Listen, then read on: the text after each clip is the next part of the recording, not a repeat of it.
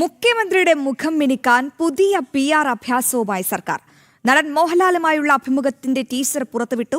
ഔദ്യോഗിക ഫേസ്ബുക്ക് പേജിലൂടെയാണ് ഇരുവർ എന്ന പേരിലുള്ള അഭിമുഖത്തിന്റെ ടീസർ റിലീസ് ചെയ്തത്.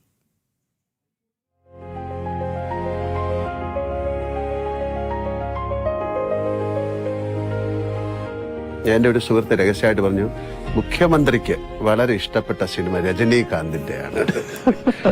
അതും ആക്ഷൻ സിനിമ. ആക്ഷൻ പടങ്ങൾ പൊതുവെ ഞാൻ ആക്ഷൻ പടങ്ങൾ ഇഷ്ടപ്പെടുന്ന ഒരാളാണ്. ഏതെങ്കിലും ഒരു സിനിമ സീൻ അത് അങ്ങ് യഥാർത്ഥ ജീവിതത്തിൽ പ്രയോഗിക്കാൻ ശ്രമിച്ചിട്ടുണ്ടോ, സാധിച്ചിട്ടുണ്ടോ? അല്ല, അങ്ങനെ ഞാൻ ചോദിക്കാറില്ല. ജീവിതത്തിലെ എന്തിന്റെയെങ്കിലും പേരിൽ അങ്ങ് പശ്ചാത്തപിച്ചിട്ടുണ്ടോ? പശ്ചാത്തപിക്കേണ്ടി വന്നിട്ടുള്ളൊരു ഘട്ടം പറഞ്ഞാല്, നമ്മുടെ അടിച്ച് തോല് പൊളിക്കുക എന്ന് പറയുന്നില്ലേ, എന്റെ ഈ ശരീരത്തിന്റെ തൊലി പൊളിഞ്ഞു പോയിരുന്നു. സാർ, ഞാൻ അഭിനയിച്ച ഏതെങ്കിലും സിനിമയിലെ ഒരു ഡയലോഗ് സാറിന് ഓർമ്മയുണ്ടോ? എന്നോട് പറയാൻ. അത് എന്തല്ല ദിനേശനും ദാസനും ഒക്കെ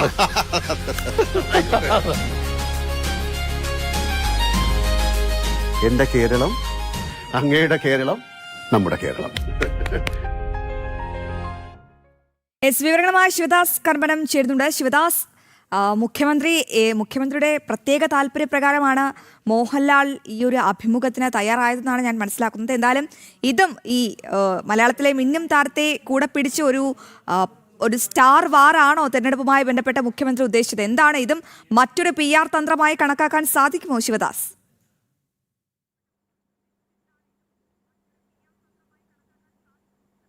തീർച്ചയായും അശ്വതി, ഇതൊരു PR തന്ത്രം തന്നെയാണ്. കാരണം നമുക്കറിയാം, നിയമസഭാ തിരഞ്ഞെടുപ്പ് ഇനി വളരെ കുറച്ച് നാളുകൾ മാത്രമേ ഉള്ളൂ. ഏത് നിമിഷവും തീയതി പ്രഖ്യാപിക്കാം എന്നുള്ള ഒരു സാഹചര്യമാണ്. മെയ് മാസത്തിൽ അടുത്ത ഭരണം നിലവിൽ വരേണ്ടതാണ്. അതുകൊണ്ട് തന്നെ ഏത് സമയവും തിരഞ്ഞെടുപ്പ് തീയതി പ്രഖ്യാപിക്കും, അത്തരത്തിലുള്ളൊരു സാഹചര്യമാണ്.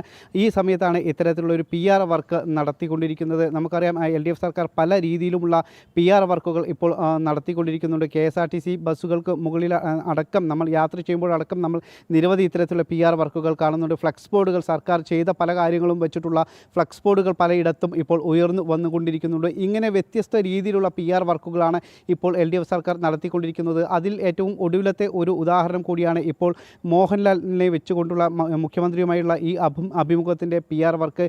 ഇത് സർക്കാരിൻ്റെ ഔദ്യോഗിക ഫേസ്ബുക്ക് പേജിലൂടെയാണ് ഇപ്പോൾ പുറത്ത് വിട്ടിരിക്കുന്നത്.